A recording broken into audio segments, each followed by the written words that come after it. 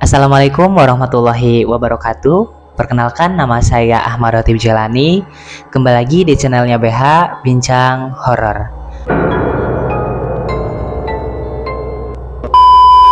Oke, kali ini spesial di bulan Ramadan kita mengadakan yang namanya podcast. Tentunya podcast horor.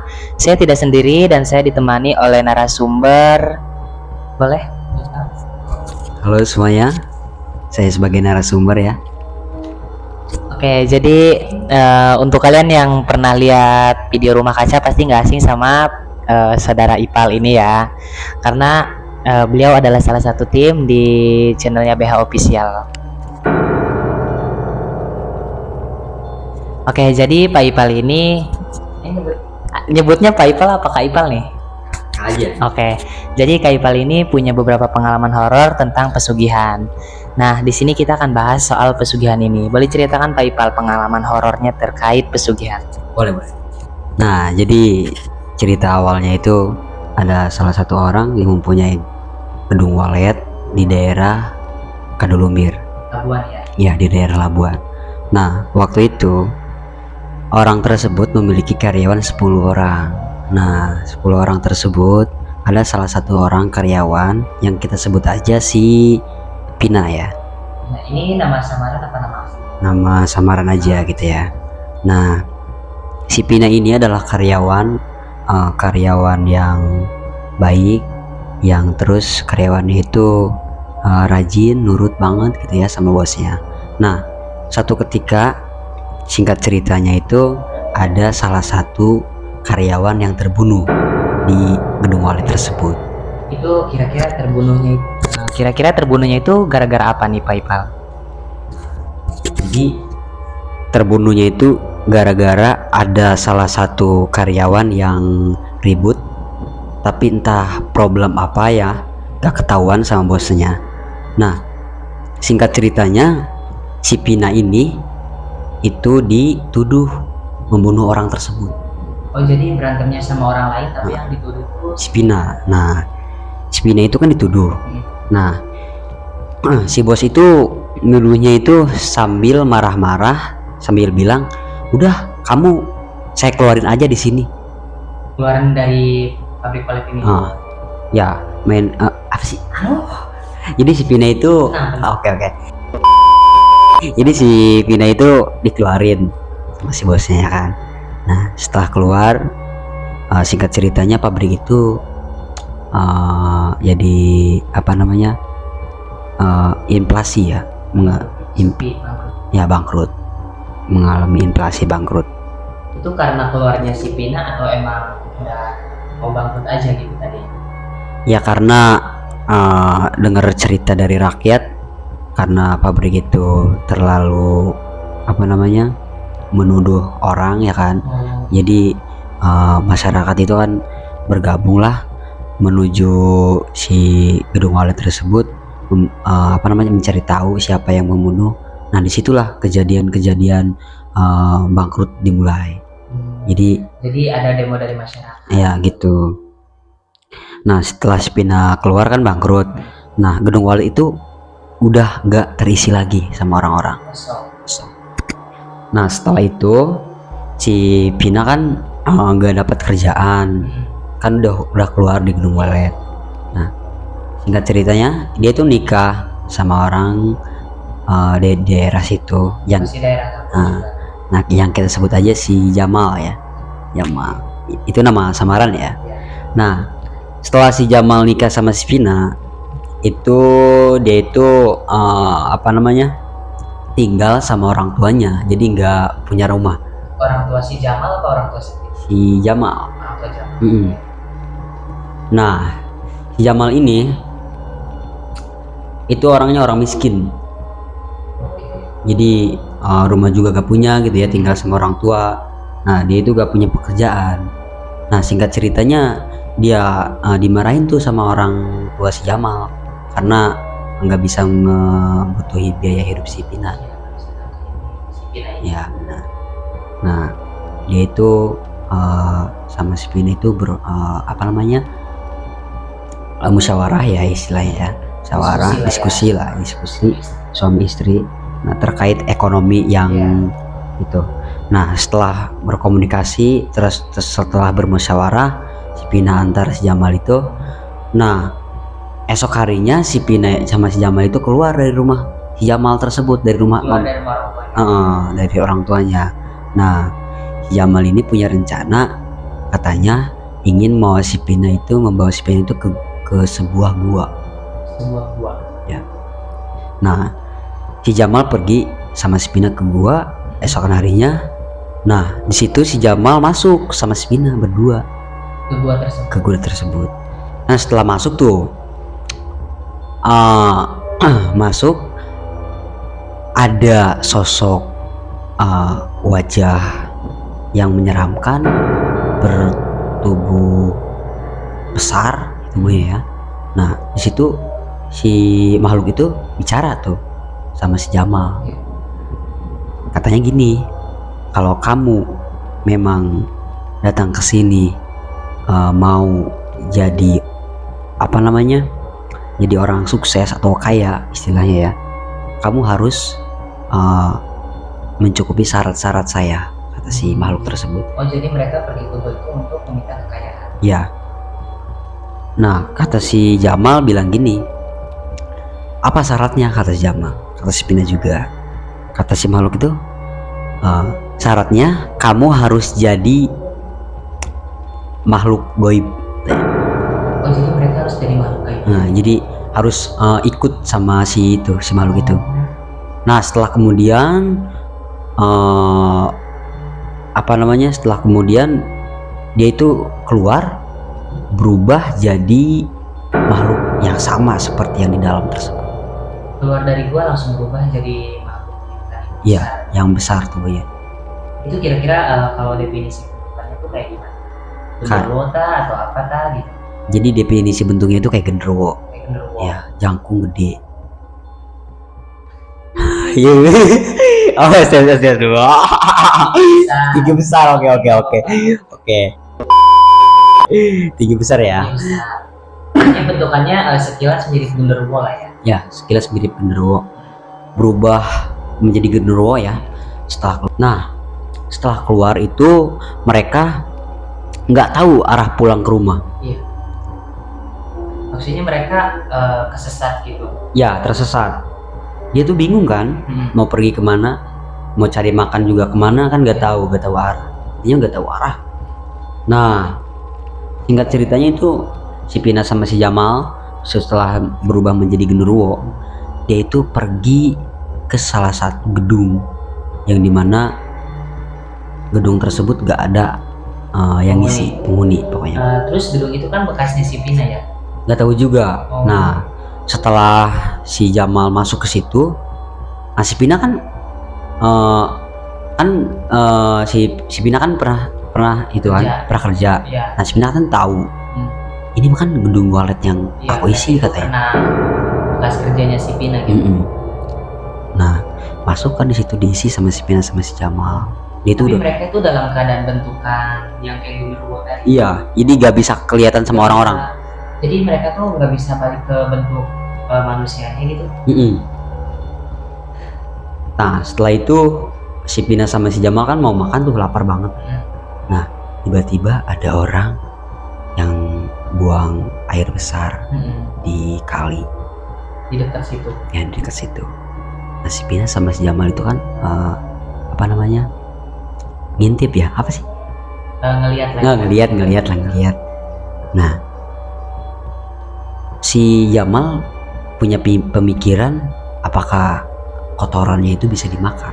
Kotoran si orang ini. Iya. BAB. Iya. Si Pina tuh nyamperin dong ke si orang yang BAB tersebut. Iya, kirain saya tadi tuh yang bakalan itu makan orangnya gitu, ternyata kotorannya. Pas si Pina kan penasaran tuh, nyamperin ke orang yang lagi BAB. Nah, terus dia makan tuh kotorannya. Itu saat makan itu orang yang BAB-nya masih ada di situ apa? Udah gak ada. Setelah dimakan, kata si Pina rasanya enak banget. Ih, geli banget ya. Rasanya enak katanya. Nah, setelah dia makan terus bagiin sama si Jamal, berdua makan. Intinya mah si Jamal sama si Pina itu kecukupan dari kotoran-kotoran manusia. Tapi mereka jadi kaya nggak sih?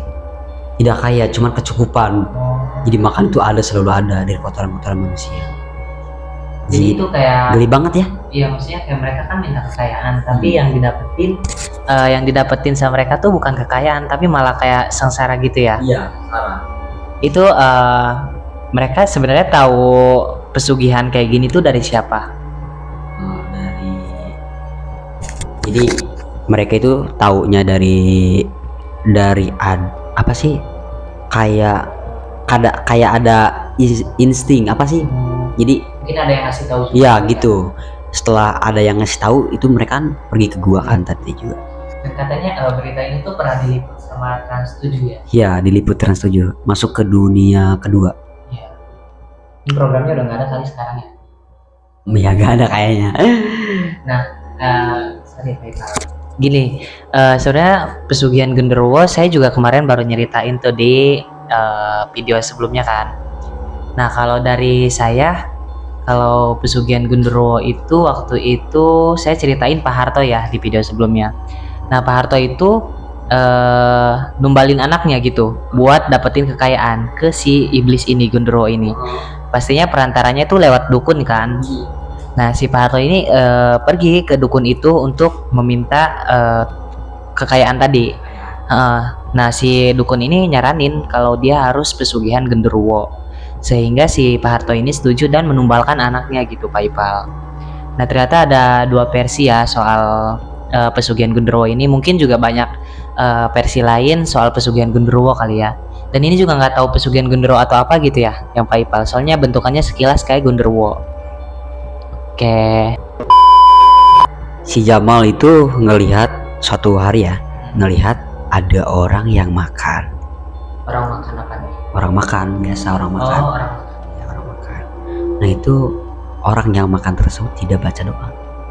Orang tersebut tidak baca doa. Nah, jadi nggak tahu kenapa. Jadi gimana ya? Dia itu langsung makan aja, baca doa. Itu Dia ikut makan. dia ikut makan. Oh, sorry Pak Ipal. Jadi kan mereka tadi tinggalnya di gedung walet tuh kan ya. Jadi mereka sering keluar atau berjalan di sekitaran gedung walet aja nih. Soalnya tadi kan lihat orang makan, terus juga kalau BAB kan dari sekitaran situ ya. Tapi kalau makan mungkin kan di warung. Nah, mereka pergi-pergi atau cuma di gedung walet aja gitu? Sorry ya. Jadi itu mereka itu sering pergi ke rumah-rumah orang, sering mengintai. Sering berkunjung gitu ya? Iya, sering Tapi mengintai. mereka kelihatan nggak sih sama orang? Nggak kelihatan. Cuman kelihatan itu di gedungnya itu. Jadi kalau misalkan ada orang awam itu baru bisa lihat wujud ya, mereka. Bisa lihat wujud mereka. Nah kan mereka kan lihat tadi ya, lihat orang yang lagi makan. Ya lagi jalan-jalan tuh, lihat orang makan. Nah orang itu gak baca doa, dia ikut makan. Dia ikut makan. Tapi ketika ada orang yang makan baca doa dulu, itu mereka nggak bisa ikut makan. Soalnya terhalang katanya terhalang. Juga kan ada beberapa tuh yang di film juga kan, kalau misalkan kayak kita baca doa tuh dia nggak bisa ikut makan karena Terhalang. kita kayak doa ke Tuhan kan. Jadi untuk kalian tolong ya, kalau makan dijaga doanya ya. Sebelum makan baca doa dulu, takut ada jin yang ikut makan. Nah, sebelumnya Pak Ipal sendiri ngalamin nggak sih soal gangguan si hantu genderuwo ini, yang pesugihan ini? Ngalamin nggak atau kayak cuman dengar dari orang-orang aja gitu? saya mah kan nggak ngalamin ya, cuman dengar dari cerita rakyat dan sudah diliput juga, udah diliput sama. Jadi udah pasti kayak fakta gitu ya? Iya. Itu juga kayaknya tidak ada di dunia nyata. Soalnya itu ada di dunia. Kalian boleh percaya, boleh enggak? Ya, tergantung kepercayaan masing-masing. Nah, waktu itu kan diliput tuh ya sama Trans 7. Iya, diliput. Itu ada juru kuncinya kan ya di situ? Ada dong. Ada ya? Namanya juga kuncen kalau di situ. Nah, kira-kira kalau sekarang masih ada nggak sih sosok ini tuh di gedung walet? Karena kan gedung walet ini masih ada kan? Masih ada. Masih ada. Nah kira-kira masih ada nggak di sosok ini? Kayaknya tidak ada deh, Sudah nggak ada. sudah gak ada. Kemana? Nggak tahu ya, soalnya Tapi udah nggak ada orang yang ngomongin tentang sosok ini. ya setelah ada siaran channel 2 Dunia masuk ke gedung Walet tersebut mencari informasi terkait cerita itu. Nah setelah itu udah gak ada. Udah nggak ada. Karena yang saya lihat waktu itu dari liputan itu juga ada bawa ustadz gitu ya. Iya. Pokoknya yang paham sama Yang paham. gitu lah. Nah, mungkin kayaknya didoain atau apa gitu ya. Iya kayaknya didoain. Tapi pokoknya sekarang Sudah aman lah. ya nggak ada orang yang natakin gitu ya. Nggak ada. Tapi kalau gedungnya masih ada sekarang. Gedungnya masih ada, Masih cuma kosong. masih kosong. Cuman kayaknya yang penghuni Gundurwo 2 tersebut itu ya, itu kayaknya udah gak ada. Dan cerita rakyat juga sudah mulai sudah mulai tidak menceritakan Ya, tentang itu lagi gitu kan, soal gedung ya. Setelah ada siaran channel 2 Dunia itu nggak ada, udah nggak ada lagi seperti itu. Dan tidak ada orang yang melihat penampakan mereka kan. Sebelumnya nih ya, sebelum ada channel itu masuk ke situ, itu sering muncul, sering nampakin. Tapi dia tadi kata kalau bisa dilihat tuh cuma di gedung tersebut doang kan. Kalau misalnya lagi kayak dia keliling gitu, dia nggak bisa dinampakin sama nggak bisa. Pokoknya mah intinya sebelum ada channel itu, orang-orang lewat gedung Walet itu baru ada penampakan. Ada.